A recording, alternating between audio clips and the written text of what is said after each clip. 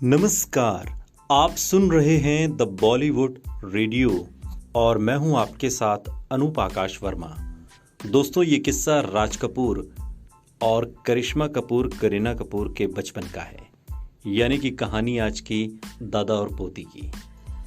Hindi film industry के दिवंगत अभिनेता राज कपूर को विभिन्न नस्लों के आम से बहुत लगाव था।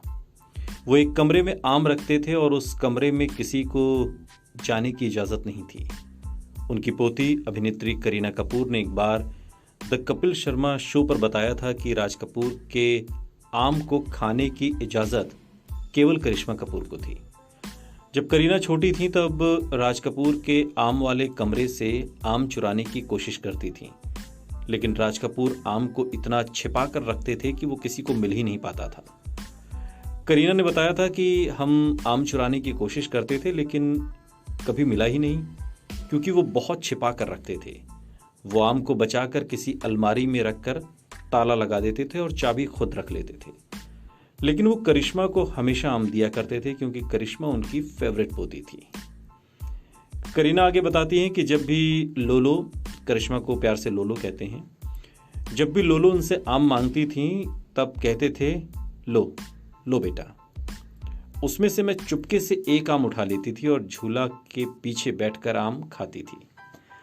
राज कपूर बेहद साधारण जीवन जीने वाले इंसान थे।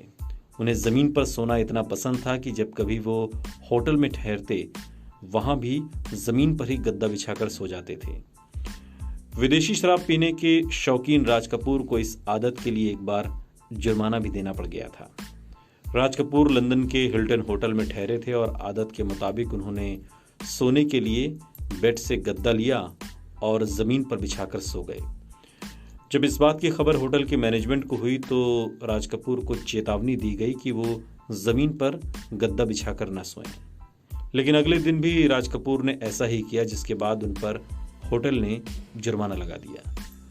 राज कपूर उस होटल में 5 दिन ठहरे थे और हर दिन जमीन पर सोने के लिए उन्होंने जुर्माना भरा। राज कपूर की जिंदगी फिल्मी दुनिया में जितनी दिलचस्प और रोचकता से भरी हुई है, निजी जिंदगी भी उतनी ही खूबसूरत और उतनी ही रोचक है।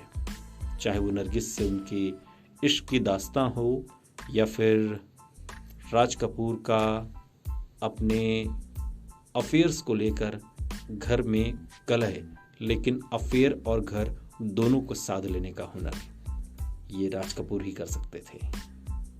सुनते रहिए द बॉलीवुड रेडियो, सुनता है सारा इंडिया।